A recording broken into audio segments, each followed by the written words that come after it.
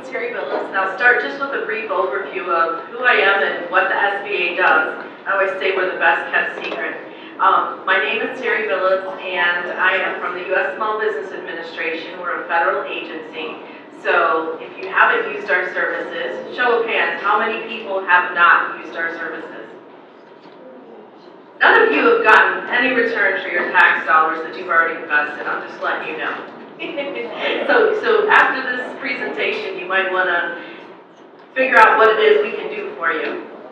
So my background is private industry. I've worked in private industry for about 20 years. So I do understand the plight of small businesses as it relates to dealing with big business. And then I came to SBA about 8 years ago, and prior to that I worked for the Department of Defense on a tank program, if you can imagine that. So I was actually building tanks for a foreign government. Not personally building them, but working on the program. But I have to say, being here with all of you as entrepreneurs is really what my passion is, and anyone in our office, this is what our passion is. To see people who really want to either start a business, grow a business, or build a business to that next level, whatever it means for you. So I hope that after this you have questions for me, because that's one thing that makes us happy, is that number one, you know who we are, and number two, you try to take advantage of the services that we offer. So the whole mission of the SBA, which the agency was started in 1953, is to really help start small businesses, grow smart businesses, and to help you build capacity. At the end of the day, that's really what we're all about. So our tagline is start, grow, expand, recover. So in addition to starting, growing, the recover piece is we do disaster recovery. So here in California, a lot of homeowners actually took advantage of SBA services because we do disaster recovery, which doesn't just apply to small business, it actually applies to everyone. So you can get a home loan sometimes if you're affected by a declared disaster. So tonight I'm going to cover what it is we do with our SBA partner network. We're going to talk a lot about lending, in case anyone in here needs money. Anyone in here need money for their business? Yes. I thought that might be an interesting topic. We'll talk about the benefits of the program, because I think it's important for you to understand as taxpayers why the federal government would guarantee loans. And if you understand how it works into our economy and our community and the economic development piece, I think it'll make you understand why we do what we do. And then I'll tell you about a tool that we have. It's called Lender Match. Anyone here use Match.com? Just kidding, don't raise your hands. It's a similar tool, but it's to match lenders and small business borrowers. So I'll actually give a little video clip on that, and then we'll talk about some of the benefits. And then we'll go over some key takeaways. So which resource partners are right for you? Part of what SBA does is we have partners throughout a network, and we span Los Angeles, Ventura, Santa Barbara County. That's our district. So if you happen to reside in a county other than those three, or if you have friends that do that might be able to partake of our services, there are other district offices that cover other parts of California. We just cover those three counties. And through our network partners, we have small business development centers. So here in LA, you're fortunate because we have 8 small business development centers that are hosted by financial institutions. So geographically, you can find a center very close to you. So they offer counseling services, and it's all, of course, at no charge to you. And it's one-on-one counseling, and they have various specialties. So depending on what your needs, they can provide that for you. We also have women's business centers and SCORE, and I'll talk through what those are. But hopefully by the end you'll understand what resources you might need and where to go for them. SBA has these partners. They're partially funded by us, so that's the connection. And we have 1,400 partners nationwide. And if you ever just don't know where to go, you can always go to sba.gov and then just scan through the national website and do a keyword search, and you can pretty much find anything you need. And we also have a local website for the Los Angeles district office that will tell you events we have coming up and training seminars. And those are always really good opportunities for you to learn something as entrepreneurs from the business side, because what we find is entrepreneurs are really good at what it is they do, whether it's a product or a service. But when it comes to the business side, that's where a lot of small businesses run into problems. And I think the attorney said it best, you know, some things as you're structuring your company, you probably need to talk to someone and figure out what's going to work for you and what your outcomes are that you hope for. And as part of that discussion, as you evolve as a business, there'll be other things that you're going to need to understand. You know, how do I hire someone? How do I fire someone? Where am I exposed legally? Sometimes you'll want to go to an attorney. Sometimes you don't necessarily need a CPA or an attorney, but you just need someone that has expert business advice, and that's where we come in. So I mentioned SCORE. SCORE is the Service Corps of Retired Executives. SBA here in LA is very fortunate that we have a very robust network of SCORE mentors, and these are executives who volunteer their time to give back to the community. Some are retired, some are still working. We have some mentors that have retired in their 30s. I mean, it's a beautiful world if that happens for you. But it's nice that they're willing to give back and let others learn from their lessons. And the mentors are available to do online mentoring. So if you wanted to just do it on the phone, if you wanted to do Skype, if you wanted them to meet you at a coffee shop someplace, they'll do that for you. The beauty of SCORE is you can actually go online to their website and you can look at the biographies of the mentors. So if you're looking for someone who has expertise in logistics, then chances are you're going to find someone who has a lot of experience as an executive running a logistics company, and a lot of them still have established networks in place too. So again, you can have a network for one time, or you can stay with that same mentor and build a personal relationship. And we see that happen sometimes where it becomes a friend, sort of an informal board of directors for you. Sometimes they will co-mentor even. SBDCs, I mentioned that in our network, we have a variety, so there's 8. When I say they're hosted by institutions, academic, that just means that they give us space to allow them to be there. And also you can sometimes take advantage of the services that the host institution offers. So sometimes on the training side of things, you can use some of the benefits there as well. So I usually say, look at our website, figure out who's closest to you, and there's this search tool. You put in your zip code and it will tell you the one nearest you. The women's business centers, so for all the men in the room, this also applies to you, even if you think it doesn't. Because they're federally funded, they can't discriminate between women and men. So they will actually take male small business clients as well. But they're tailored for women just because they know some of the challenges and they can connect them with resources. But certainly, if there's one near you and you want to partake of the services they offer, you're welcome to do that. Wrong line. We also have a Veterans Business Outreach Center program. Any veterans in the room? No? Okay, so if you're a veteran, you can partake in their services. So now let's get into the lending programs. So conventional lenders will look at your credit score and they'll say, okay, as a small business, you'll have to personally back this loan, and either you qualify commercially, conventionally, or you don't. SBA is for the don't part. So if you have a really good relationship with your lender, and you should, I always say if you don't walk into the branch that you deal with and have a relationship with the people in that branch, you need a new bank. And I say that only because you go to a doctor whenever you have a physical or mental problem, but no one thinks of their physical health like they do their physical and mental health. And really, that's just as important to you, because if you don't take care of that physical health, it will affect your physical and mental health. Especially as entrepreneurs, you probably already know that.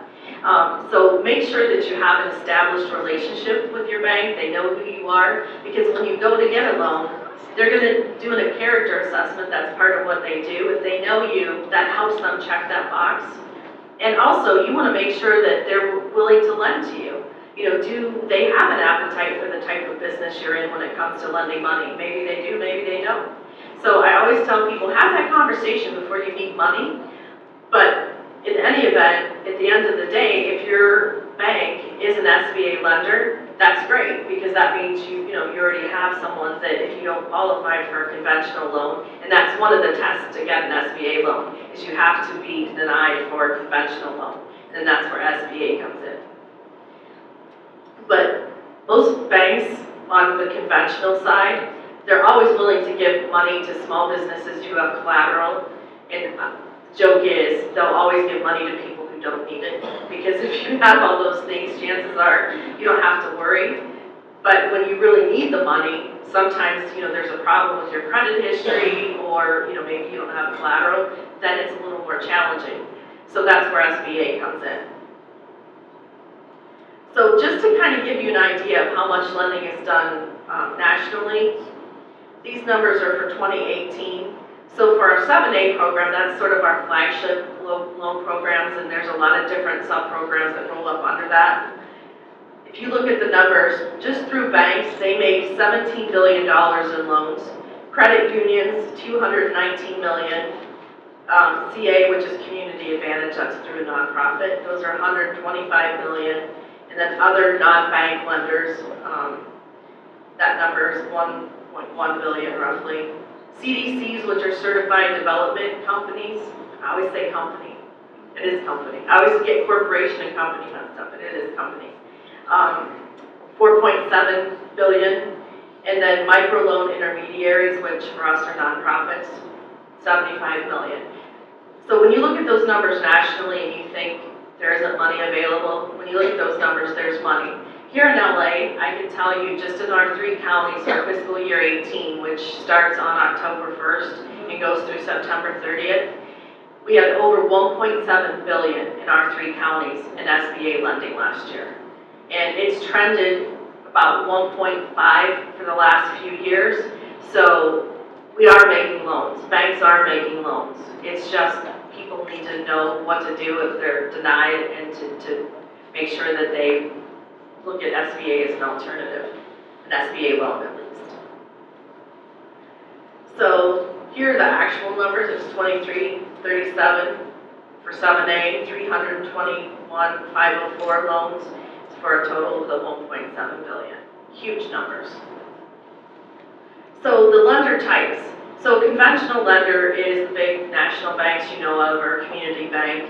And then there's of course credit unions, and then non-bank lenders.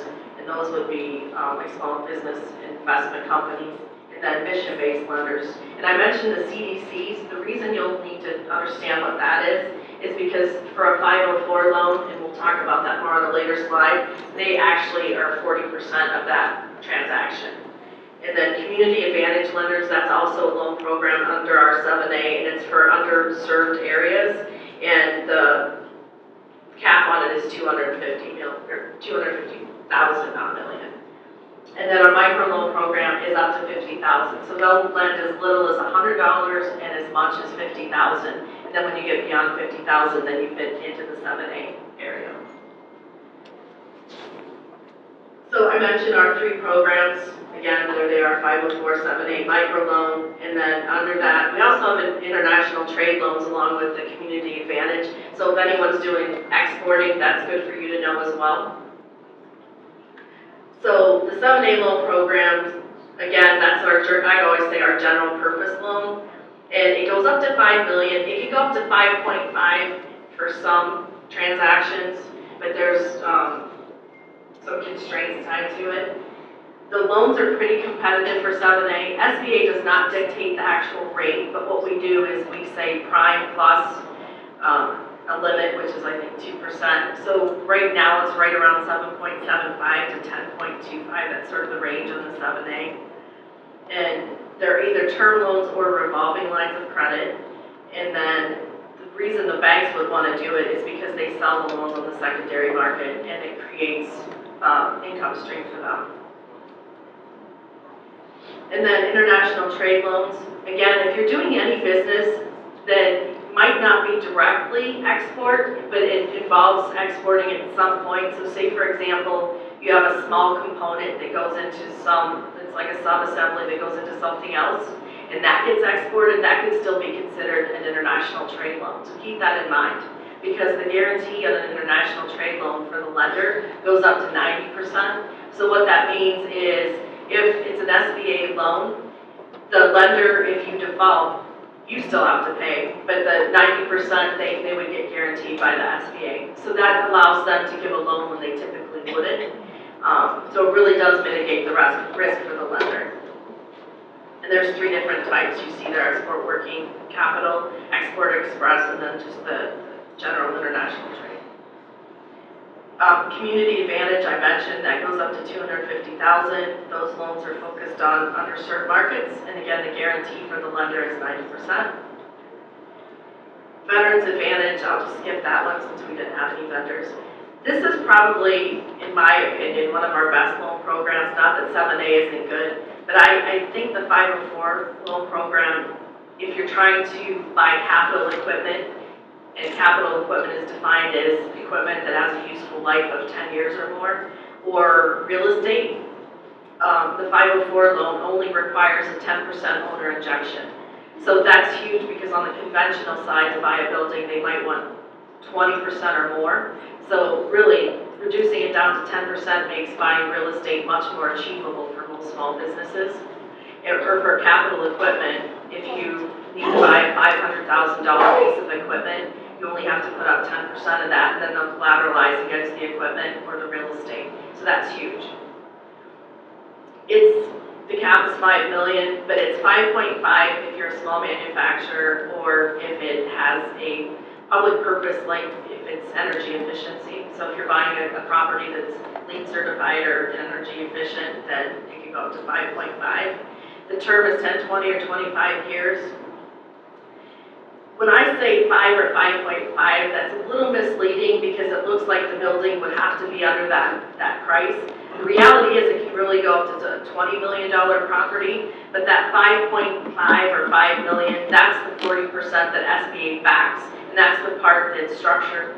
How the deal is structured is the CDC has 40%, you have a 10% injection, and then 50% comes from a traditional lender.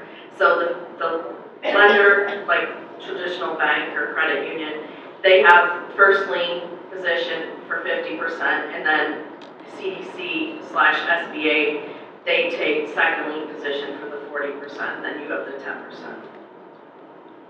Our microloans are given through mission-based lenders and nonprofit organizations. So for us, our women's business centers are actually micro lenders, and it goes up to $50,000. So the benefits of the SBA loans is, number one, if it's a mission-based lender, it allows them to align with their organizational goals. And it really is, from SBA's perspective, a way for us to help build communities. So that's really why the programs exist, because we know that small businesses really are the backbone of our economy. So that's why we want to invest in. To you as a borrower, you get reasonable terms, you get smaller equity requirements, which we talked about, and a longer repayment term on the 504 up to 25 years.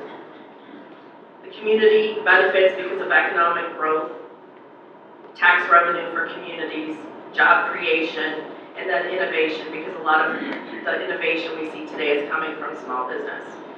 Here's the tool for lender match. That was my little match.com joke. We lost the internet connection. It worked before I tested it. So, refresh.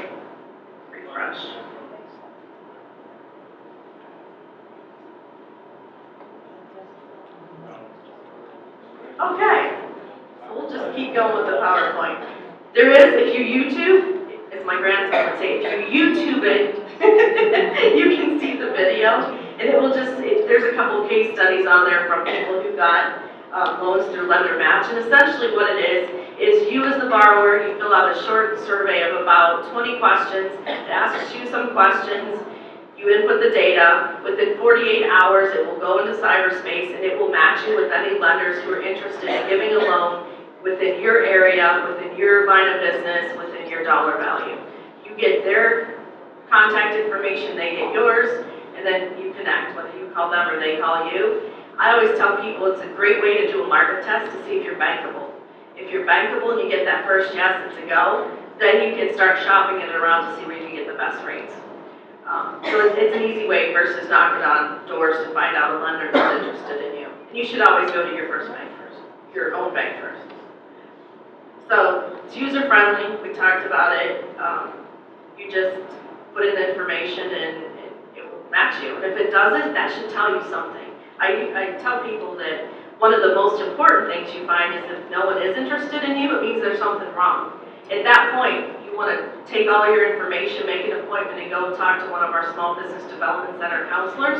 Let them go through all of your paperwork with you, talk to you, and figure out why aren't you bankable.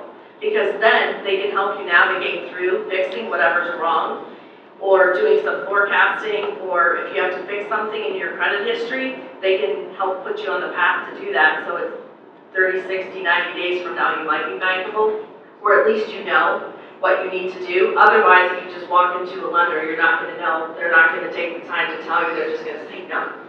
So they'll even package the loan for you at no cost. So there's huge advantages to doing that, just because it changes the conversation.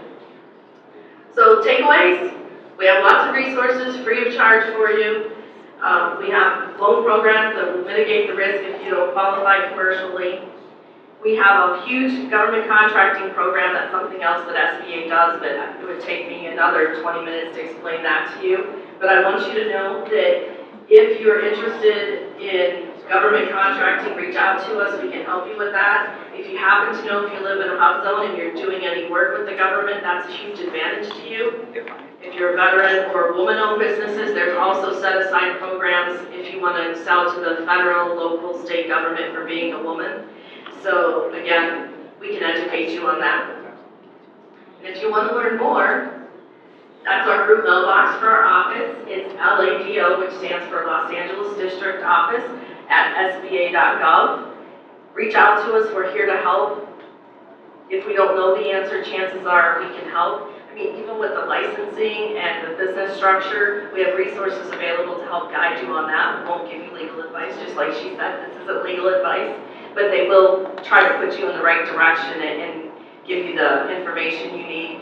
I left magazines. If you pick up one of those, it pretty much has everything that I covered tonight in there. And you can go online and do keyword searches, so that's always an advantage too if you don't really want to sit and read that magazine. But if you have a hard time sleeping, it'll do the trick.